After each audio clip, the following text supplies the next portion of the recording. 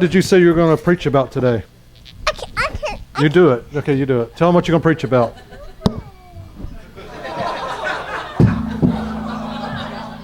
Wow. You change your mind?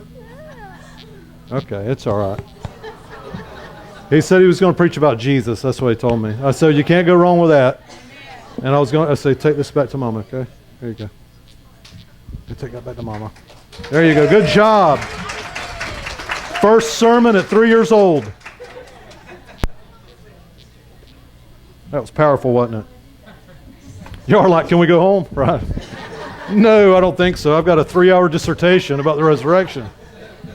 I spent 10 days preparing for this, to get it down to 3 hours. You were staying here. Lock the doors, ushers. Nobody's going anywhere. Hope you packed a lunch. Amen. Well, today all over the world, Christians are celebrating Resurrection Sunday, Easter Sunday. There are parades that happen. We're not doing one here. There are Easter egg hunts that are happening, and that is going to happen right after church, so get out your cameras for that, and I think they're going to all be back at the back. Just follow wherever the children are. That's where the Easter egg hunt will be. But all over this, it's a joy. You didn't see, well, hopefully, when you came in this morning, you didn't see any downtrodden faces saying, oh, it's Easter.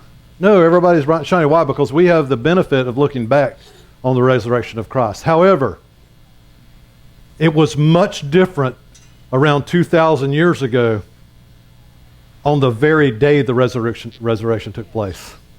People weren't dressed in their best, meeting together in big crowds and having parades. Instead, they were confused, they were afraid, they were hiding. The man that they had worshipped and loved, they watched him die a cruel death at the hands of Rome. They saw their hopes die before them. The plan to overthrow Rome had been went up in smoke as Jesus hung on the cross and breathed his last. These Jews were looking for a Messiah that would come and take over this worldly kingdom.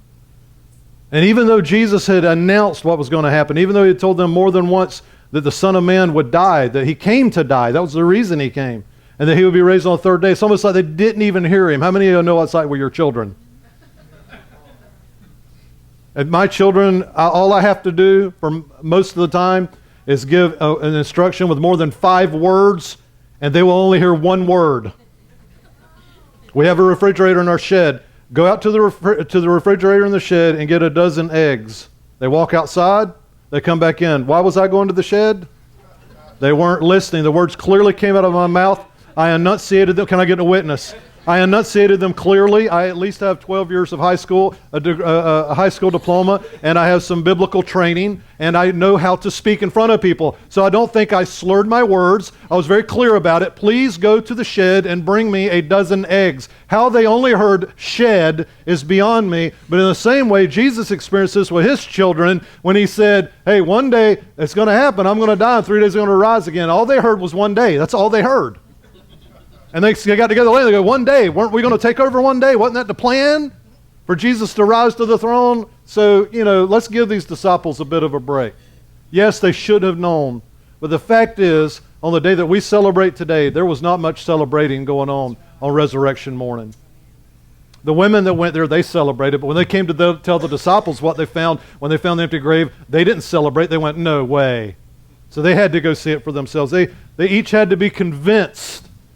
And Jesus comes to the disciples in John chapter 20. They're gathered together, and Jesus appears in the room.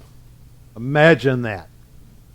Now, you're used to sci-fi. You're used to television where people show up in places they don't belong and they just appear. But just think about this. These guys did not have television those days. They didn't see sci-fi stuff. They are in a room by themselves, afraid. They're already afraid. And the Bible tells us in John chapter 20, they're afraid because they were afraid the Jews were going to kill them. They got the leader. Now they're going to start smacking us all down one at a time, chopping this tree down, stopping this insurrection, this movement of Jesus Christ. And so they were afraid. They were hiding. So it was probably in an unknown location, undisclosed location, a safe house of some sort. And it's probably dim light, and they're probably all afraid there's another Judas among them. Because I don't know about you guys, but if I thought there's 11 of us in a room, or actually there was 10 in the room at this time, if I thought there was 10 of us in a room and they're going to come kill us all, I would be tempted to become under the Witness Protection Act of the Roman Empire. Hey, I know where the other 9 are. So there's probably some mistrust going on. In fact, Thomas wasn't in the room, so I'm wondering what they thought about Thomas. Jesus shows up. Bam, he's in the room. I bet they all about had a heart attack. Because the first thing he says to them is, peace. And if he showed up today, he goes, all right. It's cool. It's me. Can you imagine? They watched him die. They had heard that he rose from the dead, but they had not experienced Jesus. But when they experienced Jesus in all his glory, when he showed up in that room, it rocked their world, and they weren't prepared for that. But like I mentioned, I alluded to this, Thomas was not in that room when it happened. In John chapter 20, I'm going to kind of narrate. I'm not going to read word for word. They'll have the scriptures up there. You may do so if you like. But it started in verse 24. The scriptures tell us, the Gospels tell us, that he was not in the room. Thomas wasn't there. How many of y'all remember Thomas? His name is synonymous with what? Doubting. Sure, doubting Thomas. Oh, don't be a doubting Thomas. If you've never heard that before, it's because you didn't grow up in church. But if you grew up in church like I did, anyone that doubted anything, you would hear, don't be a doubting Thomas. So he has been plagued for centuries with this title. Doubting Thomas. But let's give Thomas a little credit. He was the only one that wasn't there. He wasn't with him when Jesus came. Now, just to give you a little background on Thomas, Thomas was not some lighthearted disciple. He wasn't like he just made a decision to follow Jesus because the crowd was, or because his twin did, because he was called Thomas the twin. He didn't make that decision lightly. He knew he was putting his life at risk. And if you remember back when Jesus was preparing to go raise Lazarus from the dead, who remembers that story? We went over that not too long ago. Well, in that gospel narrative where it says they're getting ready to go do it, the disciples tell Jesus, they say, wait, it's probably not a good idea for you to go to Jerusalem right now. There is a price on your head. You're wanted. They will kill you if you go. And they're trying to talk him out of it. And he goes, no, I'm going. And here's what Thomas said. Thomas said, well, let's all just go die with him. That wasn't just words, folks. That was a deep felt, true statement made from Thomas. He goes, listen, if he dies, I die. Thomas was willing to die with Jesus. So let's give credit where credit's due. His heart was headed the right direction. And he just didn't happen to be in the room when Jesus appeared. So now he's having to believe the story of these other disciples, which we find in verse 25. And here's what he said to them. And so they're telling him, Thomas, you're not going to believe it, man. Jesus appeared. Yeah, he appeared in the room. What were you guys drinking in that room? I mean, I love the Lord as much as you do. I got real questions about this now. Appeared, maybe he came in. I can see that. But he appeared in the room. How do you know it was him? Oh, he showed us. He showed us the holes in his hand, the holes in his side, because the scriptures tell us they showed. Jesus showed those disciples. He said, hey, and when he showed up in their room, he said, fear not, it's me. Same thing, right? So the disciples are trying to talk Thomas into this, and Thomas is having nothing to do with it. His allegiance to Jesus is firm. He's ready to die the death. Listen, he's ready to die for Jesus, but he's not willing to step over into that place to believe that Jesus actually, the dead man, came back and appeared in a room. He's not willing to go there, and the disciples try their best to convince him. Can you imagine that? Can you imagine how hard they love this guy? They served the master with him all these years, and they've experienced the resurrection. They've seen Jesus in his resurrected body, and they're like, you got to believe. They're probably shaking him. You got to. Thomas is like, nope, unless I see it, unless I put my hands in the holes, I won't believe. I give Thomas a little credit here. Thomas isn't willing to stake his belief system upon just the testimony of someone. He's saying, unless I experience it myself, I'm not going to buy into this. Well, today that's going on all over the world. There's people that we know and love that we would love to have the experience we've had, but they're not going to be convinced by our words. They have to have an encounter with Jesus on their own. And until they have that encounter, we are really wasting our time trying to convince them about our encounter. But here's what's interesting. Even though Thomas didn't believe them, they didn't kick him out of the group. right? This is amazing. I'm surprised they didn't say, you know what, you weren't even here. Maybe it wasn't in the plan of God for you to even know about this. You weren't even here when he appeared. He could have waited till you were here, but he didn't. You weren't here, so you know what, Thomas, maybe it's time for you to go on your own way, and us spiritual disciples, we'll take over from here. That's not what happened. The scriptures are clear. Thomas stayed with them, and they stayed with him. The next verse tells us this very thing. In verse 26, it says, it was after 8 days the Thomas was with them again. Or Thomas was with them. They're together. Thomas is in there. Thomas is there. This speaks highly of Thomas. He's still associating with people he does not completely understand. He's still associating and having fellowship with people who have had a different experience than him. Are you catching the drift here? I don't know if I buy into all that, Pastor. I don't know if I buy into all that Pentecostal stuff, you Pentecostal people. Well, imagine Thomas having to believe this. He didn't disassociate himself from the believers because he had a different doctrine. Instead, he said, you know what? I think I'll hang around. He was smart. Because if you want to be where Jesus is going to show up, the best thing to do is go where Jesus usually shows up. Oh, come on, y'all didn't hear me. There's many people in the world today, they want to experience Jesus, but they don't want to go to the place where Jesus shows up so much. And where is that? Anywhere believers come together. It doesn't matter if it's a church or a prayer meeting or a Sunday school outing. It doesn't matter. When believers come together, Jesus said, when you're there together, I also am with you. And a true seeker cannot say they're seeking if they're not associating with the people who have the manifest presence of God. Amen. They have to be there with them. Yes. They don't have to agree with them. See the sign out front this morning that said, Skeptics Welcome? Anybody, how many of y'all saw that? Thomas saw the world-renowned skeptic. But a skeptic is not a person who just hates the gospel. They just want to be sure about something. They're going to sell their life out to it. They want to be positive about it. They don't want to just take the word of a preacher or you or anybody else. They want to know. They want to see him. They want to experience him. They want to put their hand in the hole. They want to know the wounds that he suffered were real and that he is alive today. And if we keep pushing skeptics aside, then we are missing out on the possibilities of making doubters believers. Just because someone is having a hard time believing does not mean they're against us.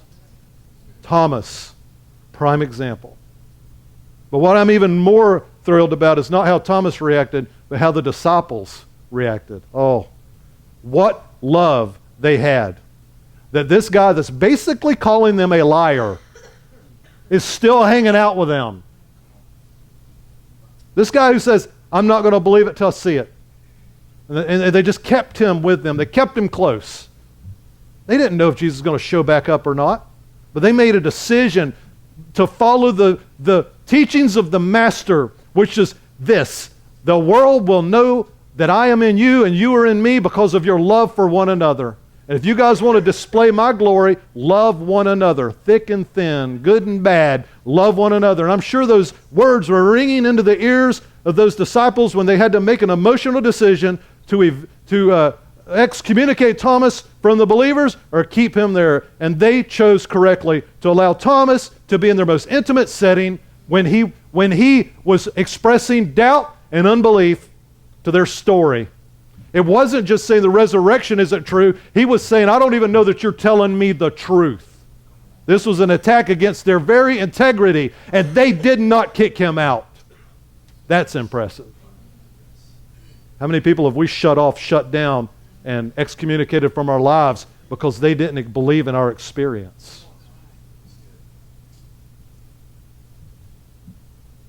We don't know how hard the disciples tried to convince Thomas. There was probably a lot of coffee meetings and bagels and everything else, and they're trying to, maybe they were coming up with a plan, different ones. Okay, you hit him, good cop, bad cop. You come in this way, I'm going to come in that way. We don't know what happened, but we do know this. Once you know something's true, and you know it to be true, and it has set you free, you want others to know it.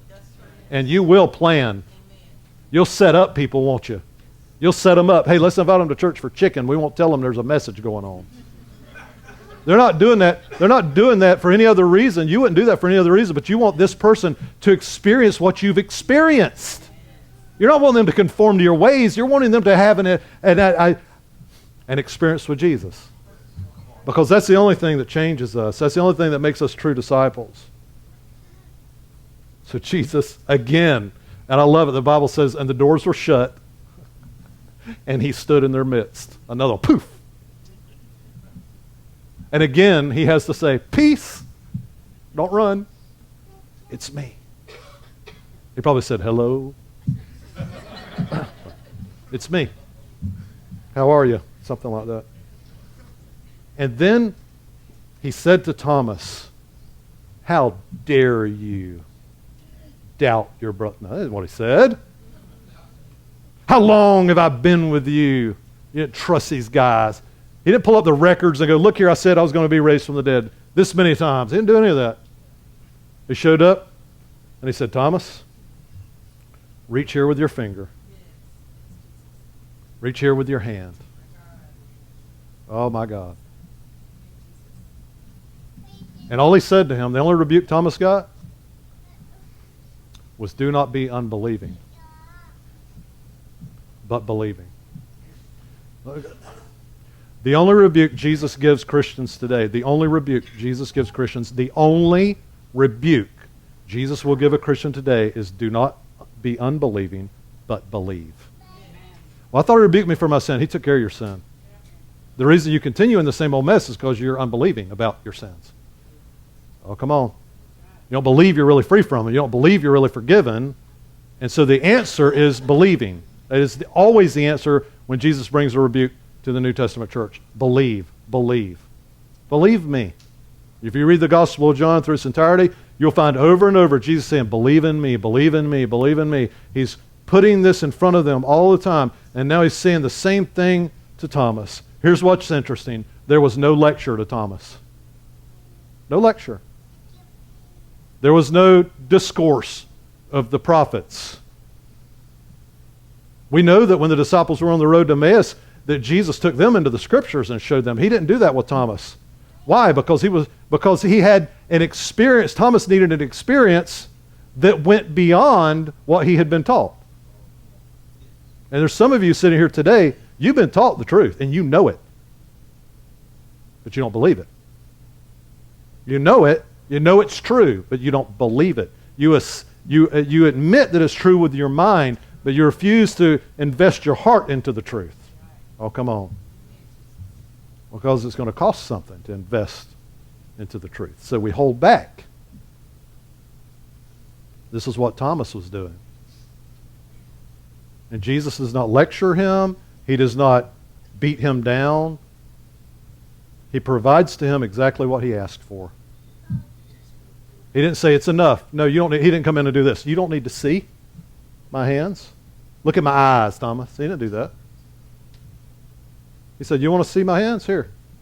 And I want to tell you today, if you're struggling with believing in the resurrection of Jesus, if you're really struggling with this, then get specific with the Lord and say, Lord, if this is true, show me this, and let him do it.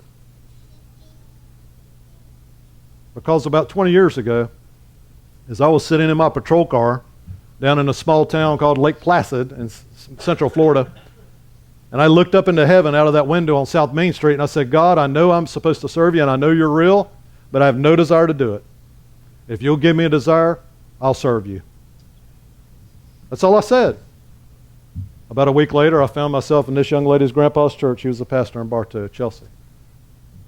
He walked back to me on the back row. He said, you told God you had no desire to serve him, but Stacy was there as a witness to it. He said, you told God you had no desire to serve him, but if he'd give you one, you'd do it. And I looked at him, I thought, who told you? And when that man laid his hands on me, I got all I needed. I had an experience with Jesus. And I came home such a changed man that it scared everybody. Because I loved people, and I loved Jesus like never before. Why did that happen? Did that happen because I was raised in church? No. Being raised in church prepared me for that moment. No, listen, I was very happy that I learned those Bible scriptures as a little kid, because once I got saved, I knew them. I could recall every story in the Bible. I could quote them. How many of y'all experienced that? We owe a debt of gratitude to people that raised us in the Christian faith. Even though we may not have been sold out to the Lord, we learned so much so that when we did come around and we had our experience, we were now prepared for action. Yes. Glory to God. And then my experience became the experience of my wife. and the experience of her entire family ended up being saved that first year as they began to experience Jesus for themselves. The reason you struggle is because you've not had a personal experience. It must be personal. You are not a Christian because you were born in the United States. Garrett was a little evangelist at age 5. I was listening to him out the window, and he was trying to witness to a little neighbor boy. They were climbing in the orange tree, which they should not have been doing, by the way. Shame on you. And while they were climbing the orange tree, Garrett said to this little boy, "Are you a Christian?" And the little boy goes, "No, I'm an American." Garrett knelt down. No, he didn't. I'm just kidding. He didn't lay down. I don't know what happened after that, because then I started laughing, had to get away from the window so they wouldn't hear me. Thought that was hilarious. What's telling in this story is the response Thomas gives to Jesus. When Jesus shows up, now remember, he knew him in the flesh. He knew him in the flesh. He ate the same place with him. He saw the miracles. He partook in miracles. He walked in miracles. He was close to Jesus, one of the 12. So he always knew Jesus as Lord. But this is the first time he knows him as God. I love it. Thomas looks at him and he says, "My Lord, my God."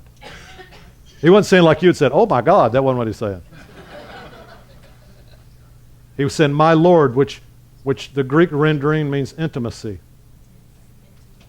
I'm a follower. That would be what he was before the resurrection. And he remains that today. But after the resurrection, he recognized the deity. My theos in the Greek. My God. What a change. See, to many people in this world, and perhaps some in here today, Jesus is Lord. He's the great disciple, great man, and he is the Son of God. But he has not become the resurrected life to you yet. When that happens, that's when the experience trumps the knowledge. An experience, once you experience something, no one can ever talk you out of it. What happened to me on October the 7th of 1992 will be forever etched in my spirit and in my mind, and I don't care what happened. I don't care what you say to me, what you try to convince me with. I know for a fact that I stepped into that little church a man of one kind, and I walked out a man of a new kind, and there is no doubt in my mind. None. That's available. And Jesus says the most encouraging words after this. It's about us. He said, "Because you've seen me, you've believed. But blessed are those who do not see me and yet believe." And that's you and I, for the most part. Because most of us have never seen Jesus with our natural eyes.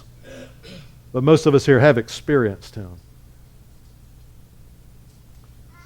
There are people surrounding us who want to believe, maybe sitting beside you. But they need more than a testimony. They need an encounter. You need more than a testimony. You need an encounter with Jesus. Thomas sure got the rap, didn't he, for being the doubter. But I want to read to you what St. Chrysostom said of Thomas. He said he was the weakest and credulous of all the disciples. He became, by God's grace, the most active and invincible of them all, traveling over most parts of the world and living without fear in the midst of barbarous nations. I think maybe today he should be known hereafter as Believing Thomas. And after today, you might just leave this place a believer and not just a knower. I don't know if Jesus will reveal himself to you in a special way today, but I do know this. You're in the best place you could be for it to be a possibility. And even if you don't today, if you're seeking, keep associating with those who have experienced him And I'll guarantee you, eventually, you will have an experience with Jesus. I will guarantee it. I have never yet seen a person come into this building and keep coming that did not have a personal, powerful experience with Jesus pretty soon after they made a commitment to being with the other believers. I haven't. So we all have a choice to make. For those of you that have experienced Jesus, you have this choice to make. How are you going to treat the Thomas that lives with you, that lives next to you, that works for you? How are you going to treat them? You're going to do like the disciples and walk in love and keep them as companions and keep them close and keep inviting them to be in places where Jesus just might show up. And notice he shows up unexpectedly. He doesn't send a postcard. If Jesus would announce that he's going to do something special in a service, we could pack a building out every week. Especially after the first three were found not to be frauds and Jesus really showed up. We would not be able to contain the people that would come to this place. But you stand no better chance anywhere else than you do in the midst of believers. Not saying God can't talk to you apart from them. I'm just saying, if you want to hedge your bets, you go with the numbers. And the numbers say that you will experience Jesus in the community of believers much more often than you will alone. In your own private church, which people still say today they have. I'm a Christian. I have church at home. Technically, that's not possible unless you're having people over. Because church is people, not a religious exercise. So our challenge as believers is to continue to embrace people who are skeptics. And the challenge I issue to skeptics is this. If you really want to know the truth, if you can handle the truth, why don't you stick around with someone long enough that's experienced to really test it? And if it's not true, then go on your merry way. But I would say that your eternal destiny is worth some time for you to investigate. This claim that I make and so many other people make in this world, that Jesus Christ came to this world as a child. He lived a sinless life. He taught and he healed and he raised people from the dead and he gave us an example of how we should walk. And then by his own choice at the Father's will, he stepped foot into the temple and all but signed his own death warrant. Was betrayed by a person he loved. Was given a kangaroo court top trial.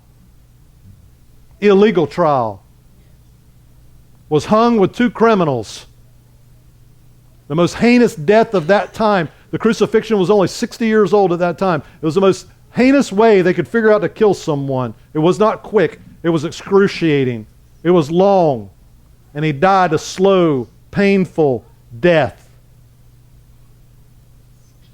He said these words before he bowed his head and gave up the spirit. It is finished. And when he said that, he accomplished what he came to earth to do, which is bridge the gap between man and God to become the perfect sacrifice. And because of his faithfulness and his purity, today we have a perfect sacrifice, and his name is Jesus. He was buried in a borrowed grave. And they wept and they cried, and the world had come to an end for his followers. But 3 days later, they went to anoint his body, and they found a stone had been moved. And they found a messenger telling them, why do you look for the living among the dead? Yes. I want to tell you something. Listen to me, skeptics. You cannot find Jesus in dead people. You can only find them in living people. People who have been born again and have had that experience. He then appeared for many days after that. And his last words to the apostles as he lifted up off of this earth included this. I want you to go be my witnesses. I want you to bring people to me. And I'm coming back again. And I'm telling you, we can believe these words. Jesus said it. I believe it. That settles it. Let's all stand.